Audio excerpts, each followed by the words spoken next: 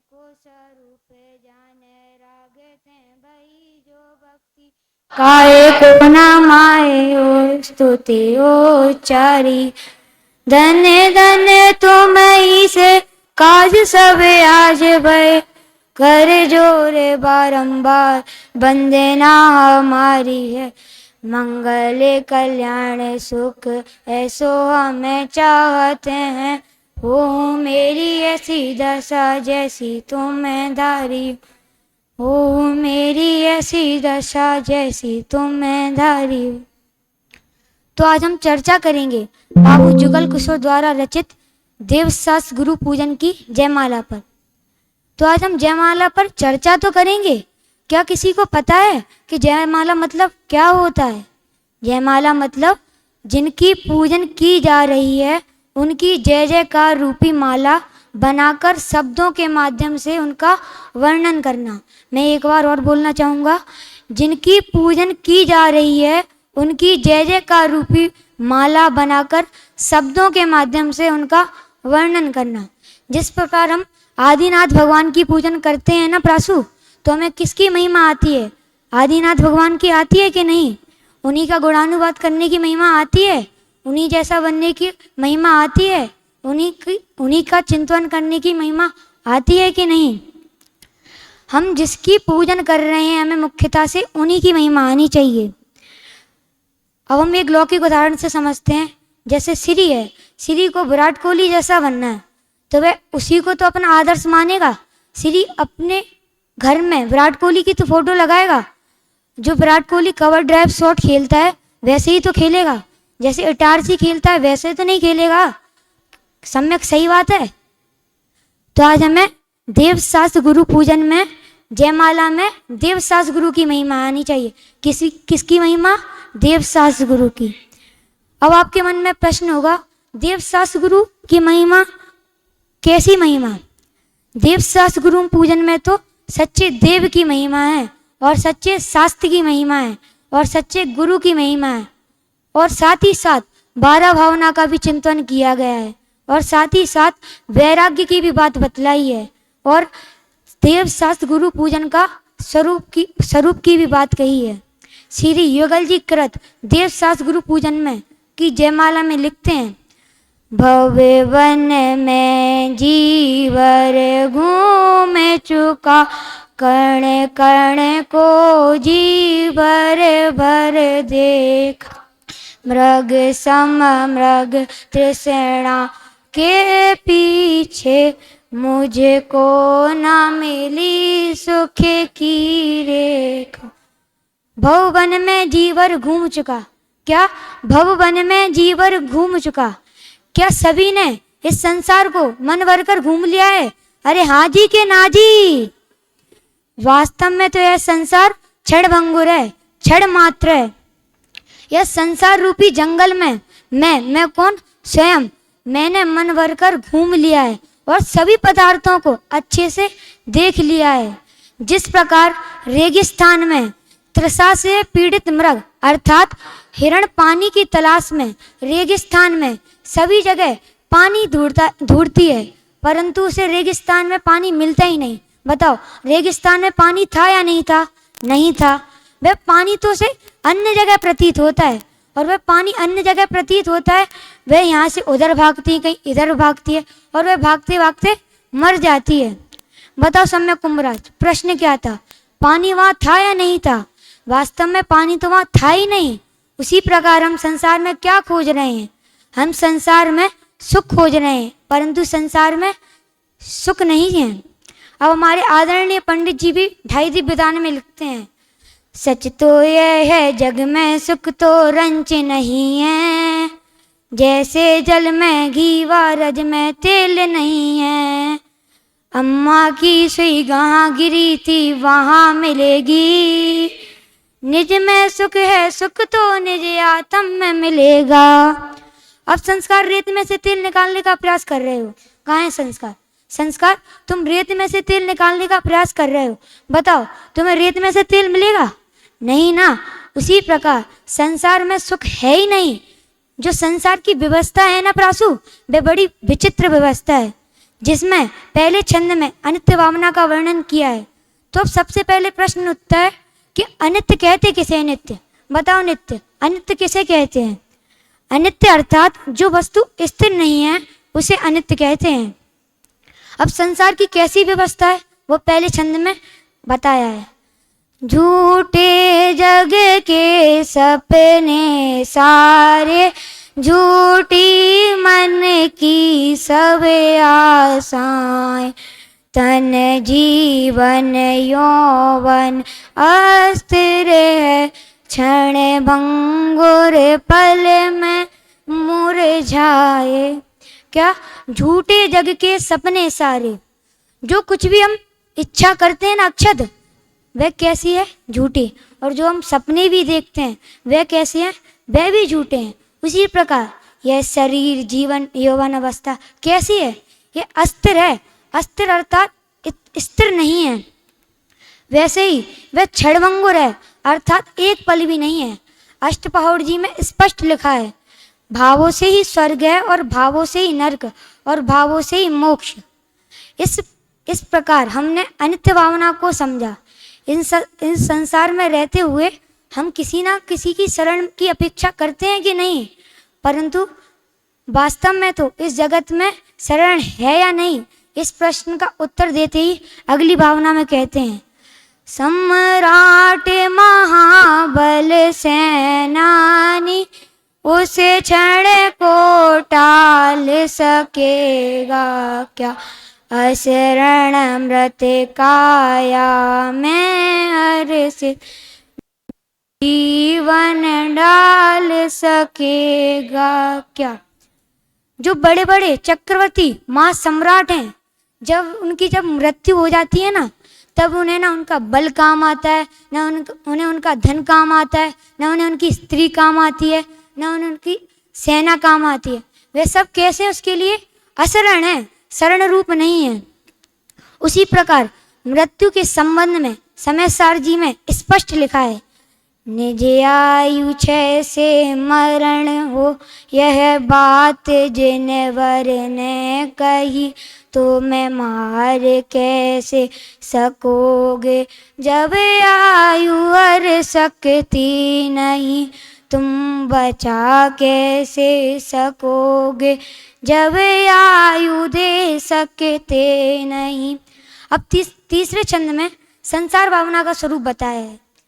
संसार मां दुख सारे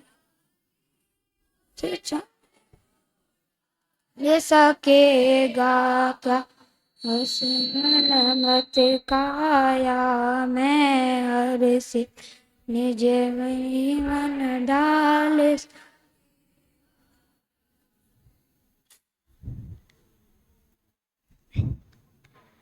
इस छंद में युगल जी क्या लिखते हैं, इस संसार के दुख के समय में और सुख के समय में मुझे एहसास हो गया है। क्या एहसास हो गया है? कि मुझे संसार में क्षण मात्र भी सुख नहीं है। यह संसार संपूर्ण रूप से असार है अर्थात सार नहीं है, और इसकी बाह्य वस्तु भी असार है, इसमें भी सार नहीं है, और यह भी क्षणभंगुर है। अब चौथे छंद में एकत्व भावना में लिखते हैं, मैं एकाकी एकत्व लिए सब ही आते, तन धन को साथी समझा था, पर वे भी छोड़ चले जाते। मैं अकेला हूँ। मैं कैसा हूँ? अकेला हूँ, और मैं अपने कर्मों का कर्ता धरता हूँ। सभी जीव अपने कर्मों का कर्ता धरता है, हाँ जी के ना जी। वैसे ही सुख दुख के समय में जीव अपने ही कर्मों का कर्ता धरता है, और धन को अपना समझा था, परंतु शरीर और धन मैंने अपना समझा था, पर वे भी मेरे नहीं है। कैसे नहीं है? शरीर धन स्त्री आदि मेरे काम के ही नहीं है। मैं तो शुद्ध चैतन्य पिंड ध्रुव तत्व आत्मा हूँ। मैं क्या हूँ? मैं तो शुद्ध चैतन्य पिंड ध्रुव तत्व आत्मा हूँ। अब पांचवें छंद में लिखते हैं, मेरे ना हुए ये मैं इन अति भिन्न अखंड निराला हूँ, निज पर से अन्यत्व लिए, निज समय रस पीने वाला। मेरे ना हुए मैं इनसे अति भिन्न निराला हूँ। अब आप सोच रहे होंगे कि इसमें ये की बात क्यों आई है। इससे पहले हमने एकत्व भावना में देखा था ना, तन धन को साथी समझाता, पर बेवी छोड़ चले जाते। वे कैसे हैं? क्षणभंगुर हैं। और मैं स्वयं अपने कर्मों का करता धरता हूँ, मैं स्वयं अपने कर्मों का करता धरता हूँ, और सभी जीव भी अपने कर्मों का करता धरता है। और ये शरीर धन स्त्री आदि मेरे काम के नहीं हैं। मैं इनसे अति भिन्न निराला हूँ, मैं इनसे अति भिन्न अखंड निराला हूँ। मैं सबसे अलग अलग हूँ, और मैं अपनी आत्मा का कल्याण करने वाला हूँ। क्या करने वाला हूँ संवेग? अपनी आत्मा का कल्याण, और अपनी आत्मा का ही समता रूपी रस पीने वाला हूँ। अब छठवें छंद में अशुचि भावना में कहते हैं, जिसके श्रृंगारों में मेरा यह महंगा जीवन घुल जाता, अत्यंते असुचि जड़ काया से इस चेतन का कैसा नाता। जिसके श्रृंगारों में मेरा यह महंगा जीवन घुल जाता। क्या? जिसके श्रृंगारों में मेरा यह महंगा जीवन घुल जाता। यह जो हमें मनुष्य अवस्था मिली है ना प्रासु, यह पूरी हमने सजने सजाने में निकाल दी है। क्या श्रेष्ठ? सजने सजाने में निकाल दी है। और यह शरीर कैसा है? अत्यंत अशुचि है। अशुचि अर्थात घिनकारी है। यह शरीर अत्यंत अशुचि है, घिनकारी है। और मैं अपनी शुद्ध चैतन्य त्रिकालवर्ती आत्मा का इसमें कैसे नाता कर सकता हूँ, और मैं अपने शरीर को अपना कैसे मान सकता हूँ। अब हमने बाबू जुगल किशोर जी द्वारा रचित देवशास्त्र गुरु पूजन की जयमाला के माध्यम से 6 भावनाओं को जाना। बताओ हार्दिक, कौन कौन सी 6 भावनाएं? अनित्य, अशरण, संसार, एकत्व, अन्यत्व, अशुचि। जिस प्रकार लौकिक क्षेत्र में रामायण में राम ने रावण का वध किया, उसी प्रकार हम भी अपने कर्मों को नष्ट करें, और 12 भावना का चिंतन करें, और वैराग्य को उत्पन्न करें, और मुनि अवस्था ग्रहण कर निस्वार्थ साधन का साधन करें, और मैं मोक्ष मार्ग में अग्रसर हूँ। इसी मंगल भावना से मैं अपनी वाणी को विराम देना चाहूंगा। जय जिनेंद्र।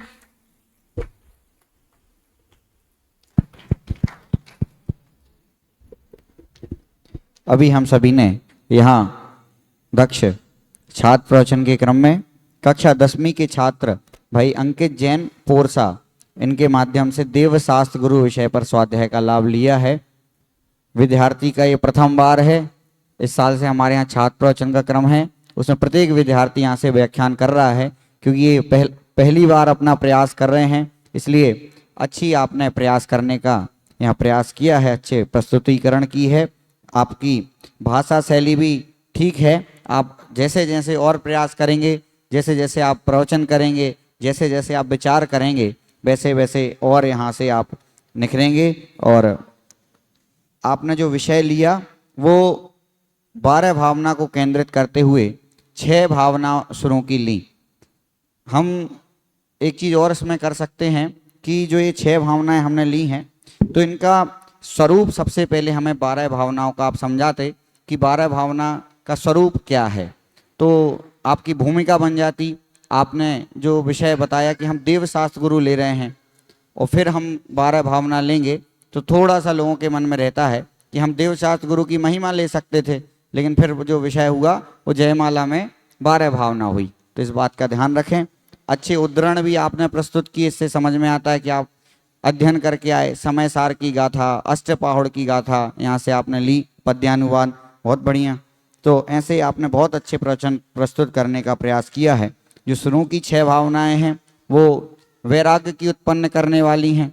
ये अपन बोल सकते हैं कि जो सुरों की 6 भावनाएं हैं ये वैराग्य की परख हैं, और अंत की जो 6 भावनाएं हैं वो भेद विज्ञान परख हैं। तो ऐसी ये 12 भावनाएं हैं। ये अपन यहाँ से प्रस्तुत बोलें तो लोग और जाना यहाँ से आपसे जुड़ेंगे। आज आपको बहुत श्रोता मिल गए हैं, आज हमारे विद्यार्थी बैठते हैं और श्रोता बैठते हैं, लेकिन आज आपको बहुत सारे श्रोता मिल गए, फिर भी आप घबराए नहीं और उसी क्रम में आपने बहुत अच्छी शैली में प्रवचन प्रस्तुत करने का प्रयास किया। आप निश्चित ही जैन शासन की निर्दोष प्रभावना में लगेंगे, ऐसी मंगल भावना ढाई दीप परिवार और सभी मिलकर यहाँ से करते हैं। जोरदार तालियों के माध्यम से हम यहाँ से विद्यार्थी का स्वागत करें। और अब यहाँ से हम, बेटा लगाओ ना, अच्छा ऊपर रेन रेन रेन। अब यहाँ से मोक्ष मार्ग